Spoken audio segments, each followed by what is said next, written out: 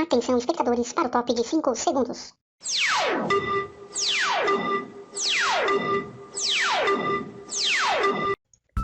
Olá pessoal, seja muito bem-vindo ao canal Gripa Descomplica, onde você aprende matemática de maneira descomplicada.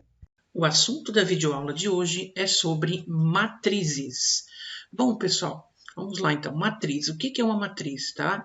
É importante você saber que matriz é uma tabela organizada em linhas e colunas, tá ok? No formato M por N. O que significa isso? M linhas por N colunas, tá? As linhas na horizontal, né? E as colunas na vertical, tá ok? A função das matrizes é relacionar dados numéricos, tá ok? Por isso o conceito de matriz não é só importante na matemática, mas também em outras áreas, tá? Bom, representação de uma matriz.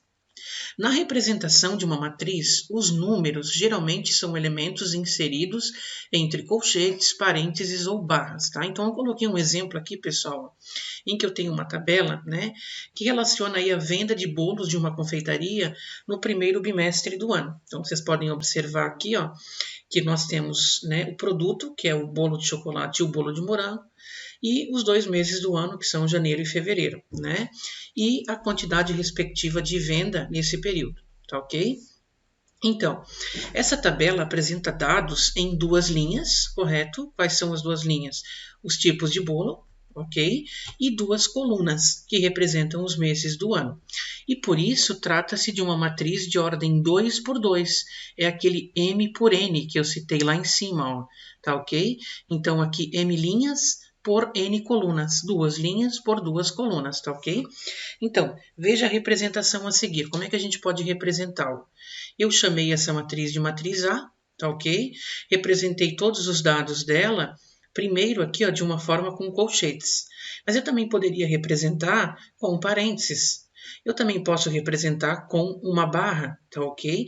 Ou, inclusive, eu até poderia representar, pessoal, eu não coloquei aqui, mas estou fazendo agora, com barras duplas.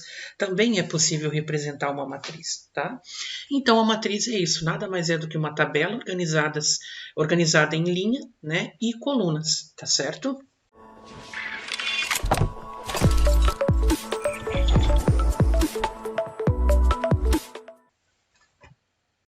Então, pessoal, continuando aí aquela situação anterior das vendas de bolos, né? Eu tenho aqui a mesma tabelinha, né, a mesma representação aqui em matrizes, tá? E agora a gente vai ver um pouquinho os elementos de uma matriz, tá? Então, as matrizes organizam os elementos de maneira lógica, para facilitar a consulta das informações, tá? Então, uma matriz qualquer, representada por M por N, né? Ou seja, linhas por colunas, é composta por elementos, tá? Esses elementos são conhecidos genericamente por A e J. O que significa isso?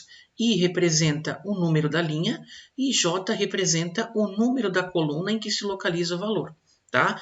Então, aquela situação ali da venda de bolos. Então, eu coloquei aqui embaixo uma tabela para estar explicando para vocês, ó.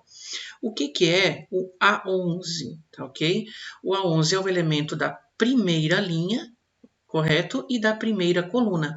Qual é o elemento da primeira linha e da primeira coluna? É o 500, né? Ou seja, foram vendidos 500 bolos, né? Bolos não, né? 500 bolos de chocolate em janeiro, tá ok? Vamos lá. O que é o A12? O A12 significa que é o elemento da primeira linha com a da segunda coluna, em que eu tenho os bolos de chocolate que foram vendidos em fevereiro, correto? O que é o A21? É o elemento que se localiza na segunda linha e na primeira coluna. Quem se localiza aqui na segunda linha e primeira coluna? É o 450, que é a quantidade de bolo de morango que foi vendido em janeiro. E o A22, ele representa aqui o elemento que está na segunda linha e segunda coluna, né, que é o número 490, que representa o total de bolos de morango que foram vendidos no mês de fevereiro. Tá certo, pessoal? Então, é algo aí bem simples, tá? Bem simples mesmo de você estar determinando, sabendo quem é o elemento, né? Por exemplo, vamos lá, mais um exemplo aqui. Eu tenho aqui essa matriz de ordem 2 por 2 e eu quero saber quem é aqui o A12, ou seja, o elemento que se localiza na primeira linha e segunda coluna. Esse elemento é o menos 7. Tá ok, gente?